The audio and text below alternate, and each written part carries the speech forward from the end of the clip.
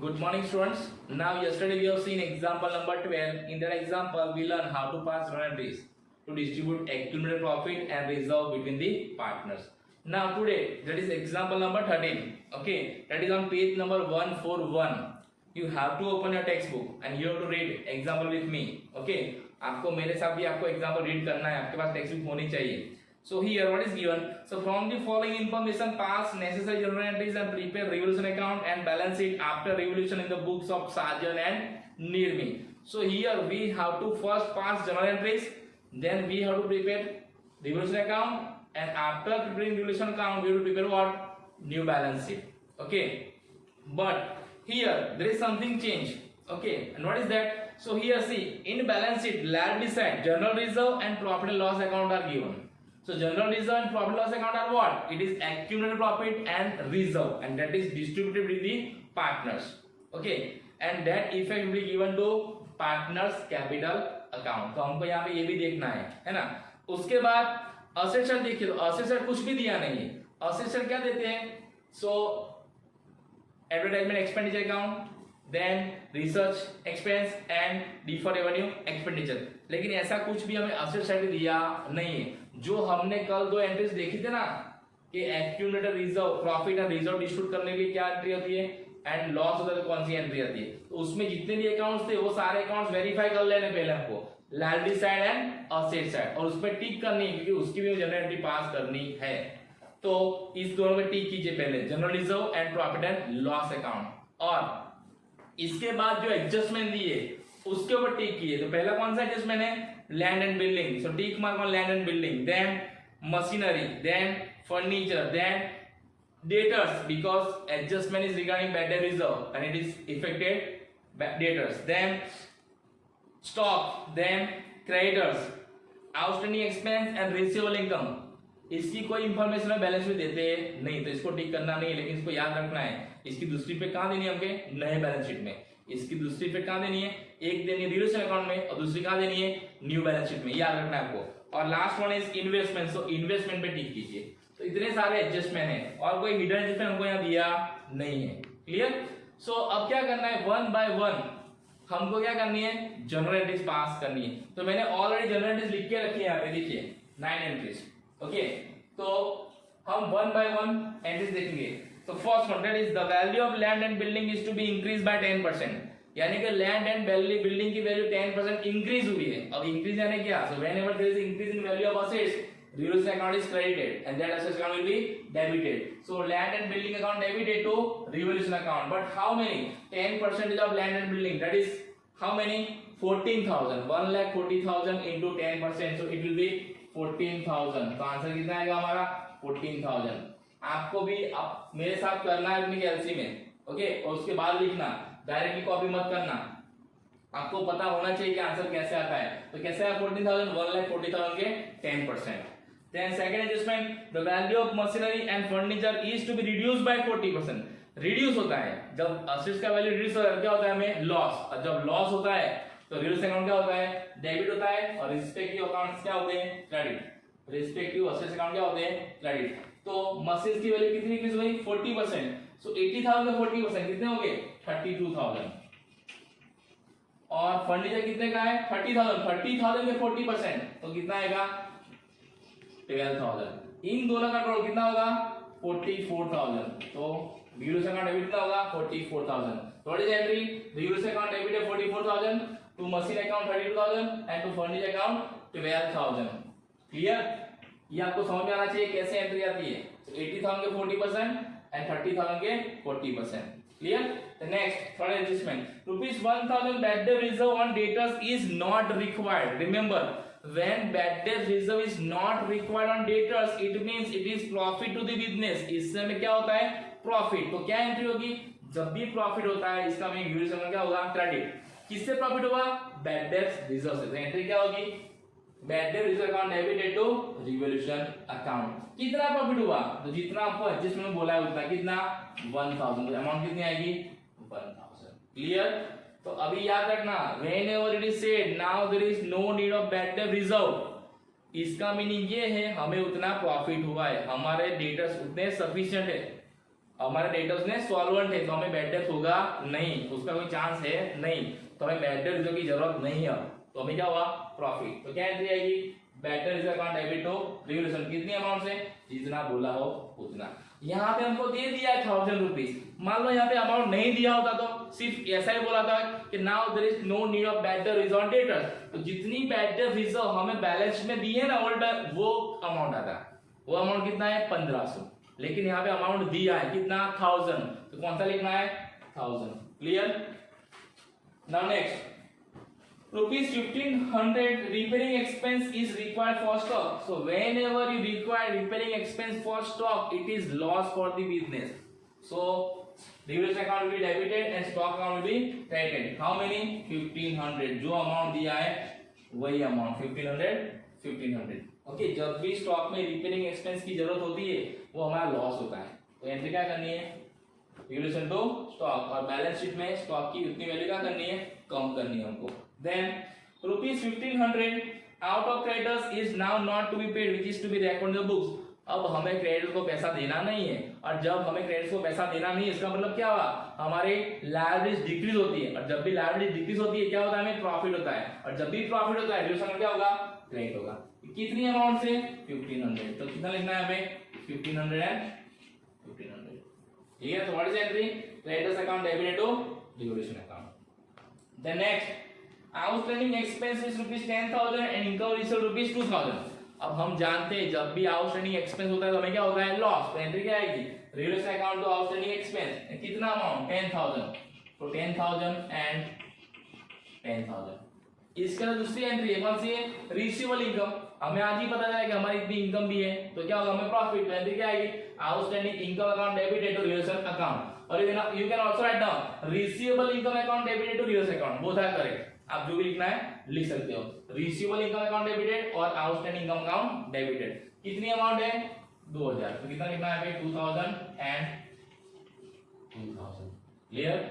Then next last one that is 7 investment is to be shown at this market value, यानी हमारी जो investment है ना old balance sheet में आप देखिए उसको मार्केट वैल्यू से दिखाना है, तो what is your market value, it is given in bracket, see how many it is 18,000 और हमारी बुक वैल्यू कितनी है 20,000। Now remember whenever market value is less than book value, यानी बाजार कीमत हमारी बुक वैल्यू से क्या है कम है, तो हमें क्या होता है लॉस, और जब भी लॉस होता है रिवोल्यूशन क्या होगा डेबिट, और जिससे लॉस होता है वो क्या होगा क्रेडिट, तो एंट्री क्या आएगी revolution to investment. Clear. But how many, so difference between book value and market value, so 20,000 minus 18,000 कितना आएगा 2,000, तो हमें कितना लॉस हुआ 2,000, यानी हमारी बुक वैल्यू 20,000 है और हमारी मार्केट वैल्यू कितनी है 18,000 है, हमारे इन्वेस्टमेंट की मार्केट वैल्यू कितनी हो गई अब 18,000, तो 2,000 का क्या हुआ लॉस, याद रखना है ठीक है, तो कितना लॉस हुआ 2,000।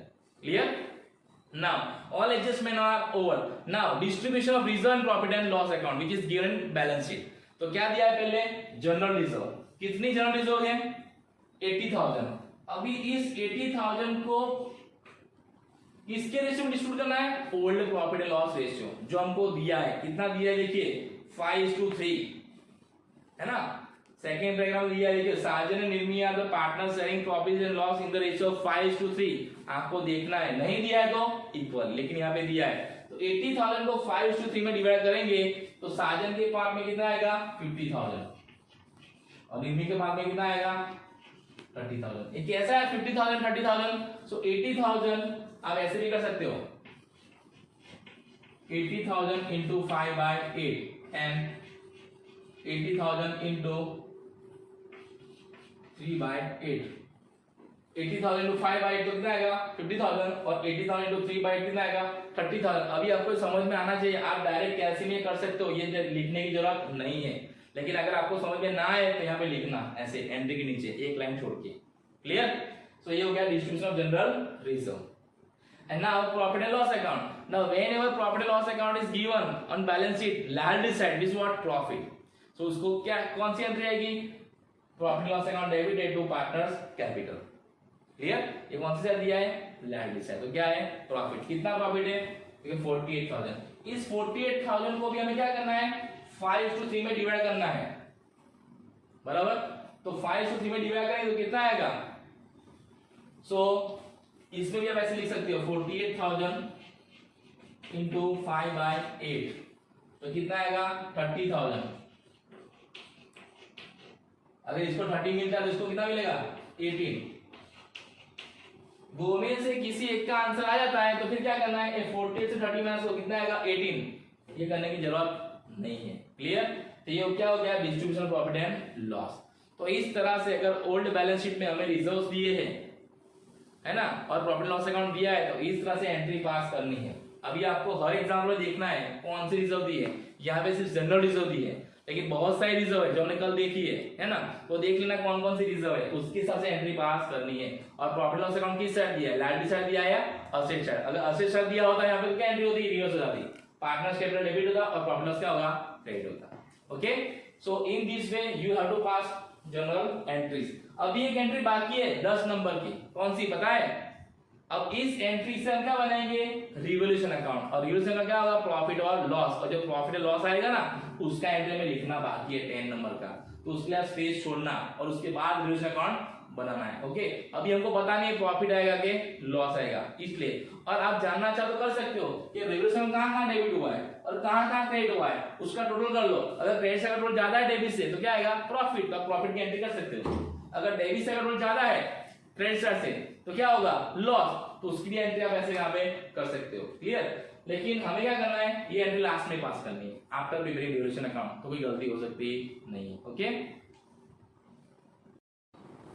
Okay, now from this entry we have to prepare revolution account. So when revolution account debit entry is given and when revolution account credit entry is given, that we know. So whenever revolution account is debited, we have to write down debit side, and whenever revolution account is credited, when we have to write down what, credit side. So let's see first entry. There is what, land and building account debit revolution. So by land and building account, how many amount, 14,000. I have written L and B, means land and building. You have to write down full form. Then second entry is what, the value of machinery and furniture is to reduce by 40%. So what is the general entry? Reduce account debited to machines and to furniture. So reduce account debit side to machine account and to furniture account. To machine account and to furniture account. How many amount? So what is the amount? 80,000, 40% is how many? 32,000. So here 32,000 and here it is 12,000. Okay, then next entry is what? Bad debt reserve account debited to revolution account. So revolution account credit side by bad debts reserve account, and that is how many? 1,000. It is 1,000. Okay, then next entry is what? Revolution account to stock. So revolution account debit side to stock account. How many? 1,500. Then next entry is what? Creditors account to revolution account. So revolution account credit side by creditors account. How many? 1,500. Then outstanding expense. Revolution account debited to outstanding expense. So revolution account debit side to outstanding expense account. How many? 10,000. And next entry is receivable income debited to revolution. So credit side by outstanding income account debited to revolution. How many? 2,000. Okay, and last entry is what? Revolution to investment. So here to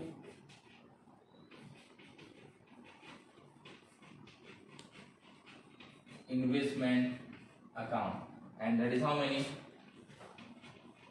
2,000. Okay, so in this way we have to pass all the entries in revolution account from the journal entries. Now we have to do total of both sides. Now here which side is higher?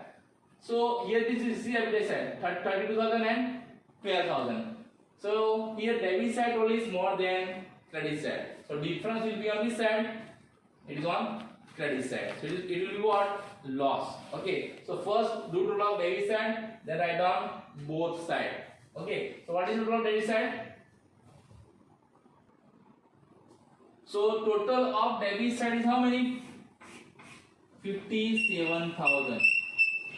So write down both sides. 57,000, 57,000.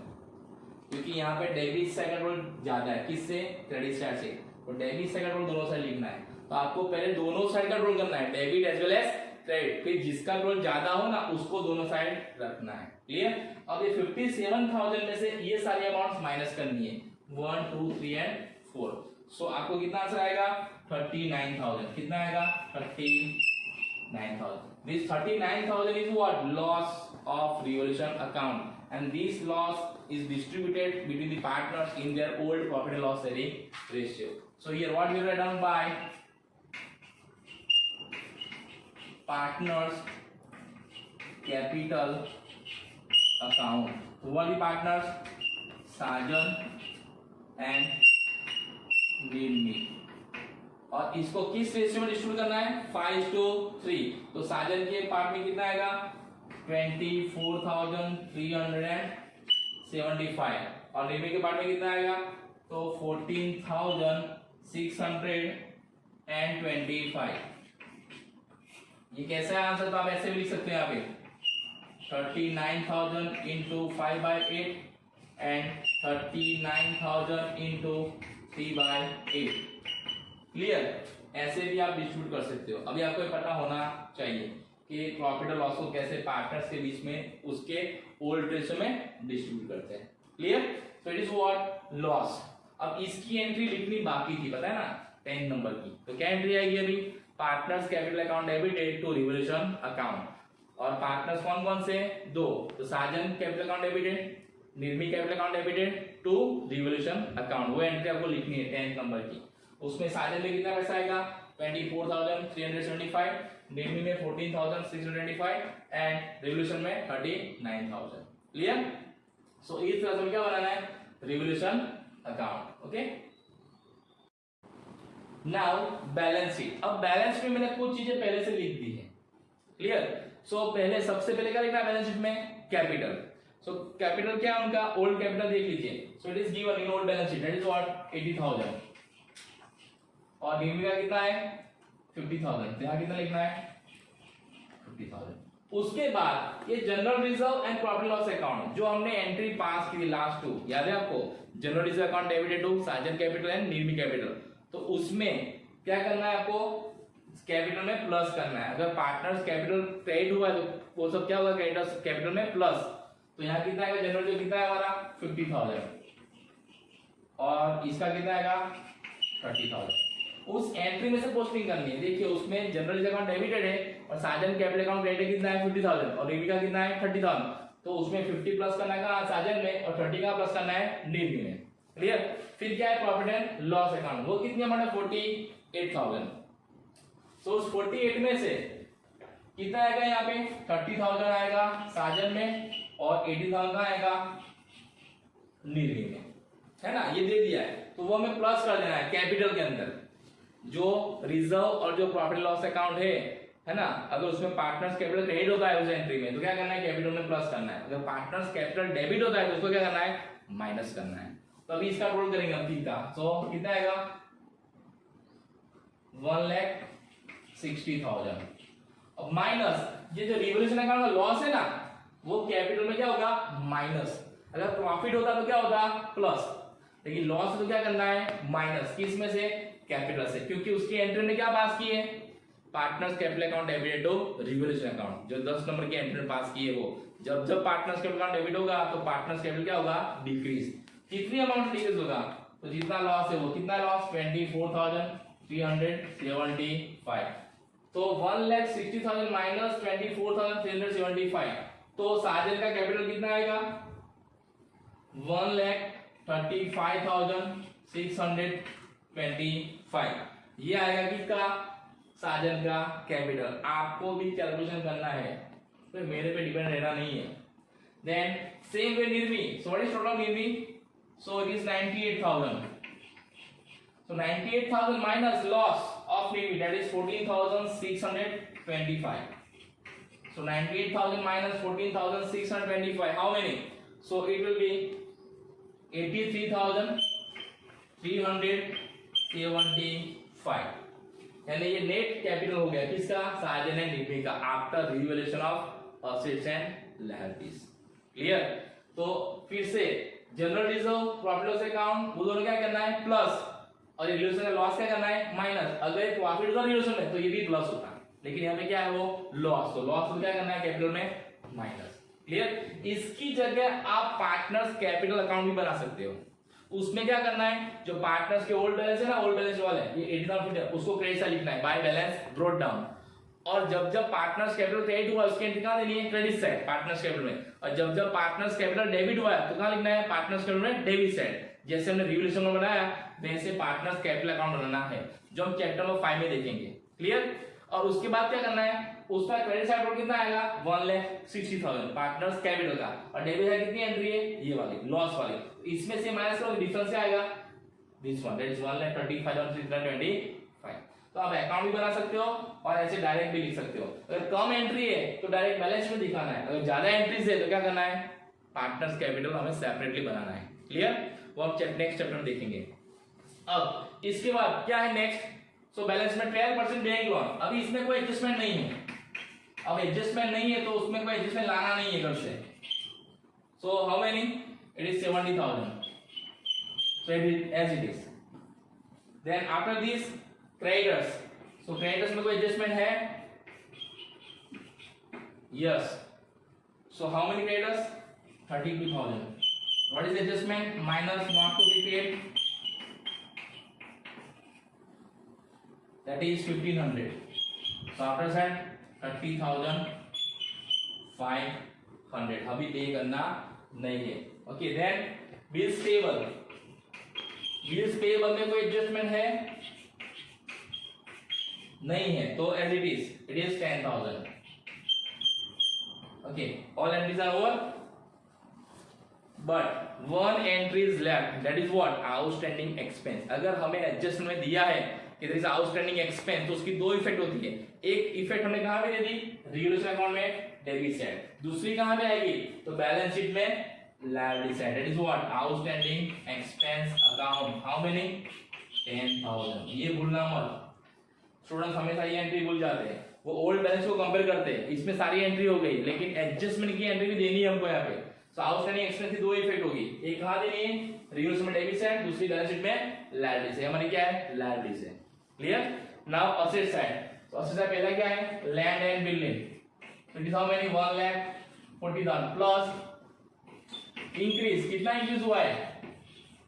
सो 14,000 है ना, 10%।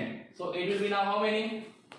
1,54,000। पहले आपकी value कितनी थी land and building की? 1,40,000। Now 10% increase, so 14,000 plus, so after side 1,54,000। Same way machinery. What is value of old machinery? It is 80,000. What is decrease? That is 32,000. तो बाहर कितना आएगा? 48,000। कितना आएगा? 48,000. Same way furniture. फर्नीचर कितने का? 30,000 माइनस डिक्रीज। कितना हुआ डिक्रीज? 12,000। तो बाहर कितना आएगा? 18,000। क्लियर? अगर इंक्रीज है तो क्या लिखना है? Plus increase. अगर डिक्रीज है क्या लिखना है? Minus decrease. और प्लस माइनस करके जो फाइनल आंसर आता है वो बाहर लिखना है। और is compulsory to show this calculation. आपको ये कैलकुलेशन बताना है एग्जाम में, इसके भी मार्क्स रहते हैं, इसकी भी टिक रहती है। ओके, तो डायरेक्ट बाहर लिखोगे तो आंसर आ जाएगा। आप डायरेक्ट बाहर से लिखोगे 1,54,000, 48,000, आपका आंसर बैलेंस शीट आ जाएगा, लेकिन इसके टिक्स के मार्क आपके क्या होंगे? कट हो जाएंगे। क्लियर? Then investment. तो इन्वेस्टमेंट कितना है? कितना आएगा अभी? 18,000। कैसे 18,000 आएगा? अभी इन्वेस्टमेंट की वैल्यू क्या दिखानी है हमें, मार्केट वैल्यू। तो मार्केट वैल्यू कितनी है 18,000, हमको बुक में दे दी है, इसलिए मैंने कितना दिखाया 18,000। क्लियर। Then next debtors. तो डेटर्स कितने हमारे, हमको डेटर्स दी है 40,000, लेकिन इसमें क्या एडजस्टमेंट है, now we need bad debt reserve, now there is no need of 1000 bad debt reserve. तो कितनी है ओल्ड 1500, तो उसमें से माइनस करो 1000 तो कितना आएगा 500, यानी हमें अब क्या करना है 500 माइनस करने हैं, 1500 नहीं, क्योंकि 1000 bad debt reserve is not required, हमको एडजस्टमेंट में बोला गया है। तो क्या करना है माइनस, तो इसका मीनिंग क्या है, अभी हमें कितने लोगों से पैसा लेना बाकी है 39,500। इसका मतलब ये हुआ हमारे 1000 के डेटर्स क्या हो गए सॉल्वेंट हो गए, है ना। हमें उस पे कोई बैड डेट्स रखनी नहीं है, इसलिए बैड डेट रिजर्व रखना नहीं है। देन स्टॉक, तो स्टॉक की ओल्ड वैल्यू कितनी है बैलेंस शीट में, दैट इज 31,500 एंड कितना रिड्यूस हुआ है, दैट इज 1500। तो बाहर कितना आएगा 30,000, जितना वैल्यू लेस है वो माइनस कर देना है, लेस और डिक्रीज।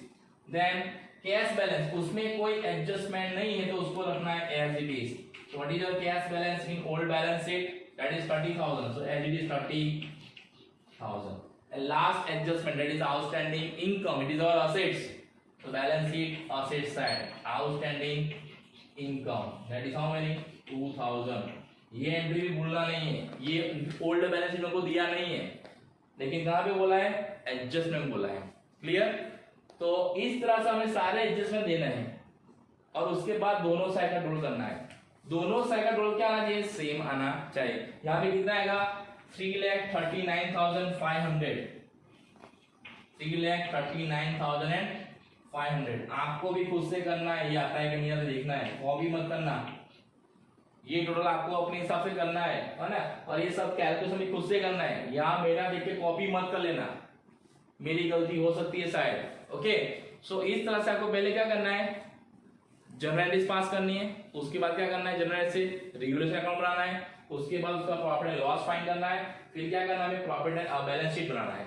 और इस बैलेंस शीट में हमने क्या क्या लिया, तो जो जनरल रिजर्व है और जो प्रॉफिट एंड लॉस अकाउंट है, जो ओल्ड बैलेंस में दिया है, जो पार्टनर्स के अंदर डिस्ट्रीब्यूट किया है, उसको भी हमें क्या करना है ऐड, और न्यू बैलेंस शीट में उसको दिखाना नहीं है। हमने देखो इस बैलेंस शीट में जनरल रिजर्व नहीं दिखाया है, नहीं प्रॉफिट एंड लॉस दिखाया है, क्यों नहीं दिखाया, कि वो ऑलरेडी हमने पार्टनर्स के अंदर डिस्ट्रीब्यूट कर दिया है और वो अमाउंट पार्टनर्स के कैपिटल अकाउंट ऑलरेडी आ गई है, इसलिए। समझ में आया, क्लियर। तो आज हमने क्या देखा, example number 13। Okay, now tomorrow will see example number 14। Thank you and have a nice day.